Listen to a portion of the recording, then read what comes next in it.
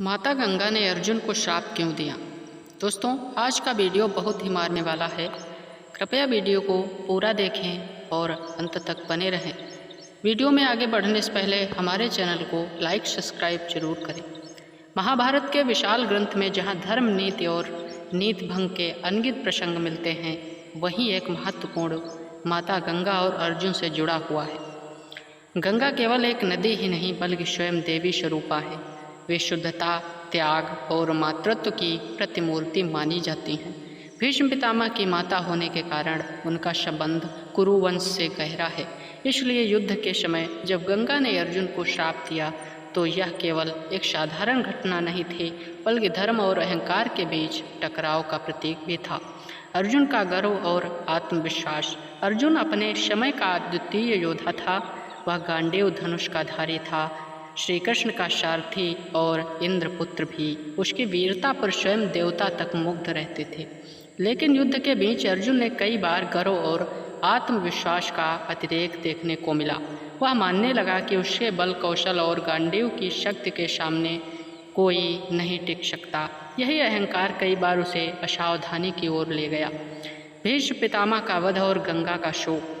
भीष्म पितामह गंगा के पुत्र थे। महाभारत युद्ध के उन्होंने धर्म की मर्यादा के लिए कौरवों का साथ तो दिया, परंतु पांडवों से भी शत्रुता नहीं रखी।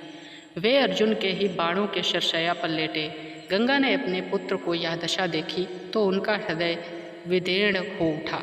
यद्यपि उन्हें ज्ञात था कि युद्ध में यह होना ही था, परंतु एक माता के लिए अपने पुत्र को बाणों के छलनी देखना असहनीय था। गंगा का हृदय करुणा और पीड़ा से भर उठा। उन्होंने देखा कि अर्जुन अपने बल और शौर्य से अभिमान में यह मान बैठा है कि उसे भीष्म महायोद्धा को परास्त कर दिया। गंगा जानती थी कि यह केवल अर्जुन की शक्ति नहीं, बल्कि समय श्री कृष्ण की योजना और भीष्म की स्वेच्छा से ही मिला परिणाम था। कथा के अनुसार गंगा प्रकट होकर अर्जुन से बोली, वत्स, ने अपने बाणों से मेरे पुत्र भीष्म को सरसैया पर लिटाया। यह युद्ध का धर्म था, मैं इसे स्वीकार करती हूँ, किंतु मेरे हृदय में जो गर्व और अहंकार भर आया है वह अनुचित है। तू यह भूल गया है कि यदि भीष्म चाह लेते तो तेरी समस्त शक्ति क्षण भर में नष्ट कर देते। उन्होंने स्वयं धर्म की मर्यादा और प्रतिज्ञा निभाने के लिए तुझसे पराजय स्वीकार की।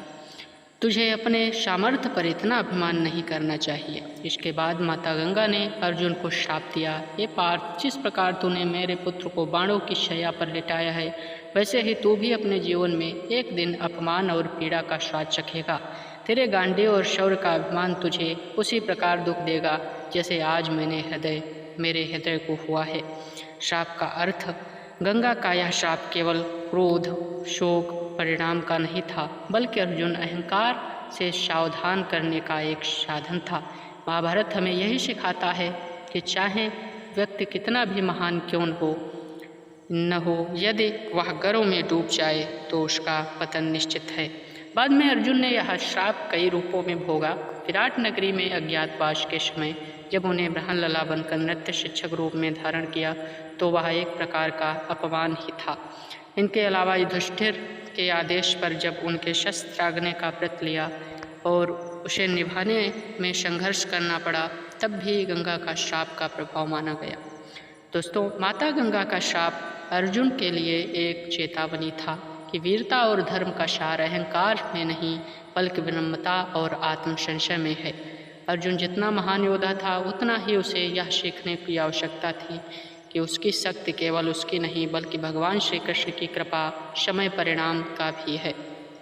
गंगा के श्राप के अर्जुन यह स्मरण कराया कि किसी भी स्थिति में विनम्रता होनी नहीं चाहिए।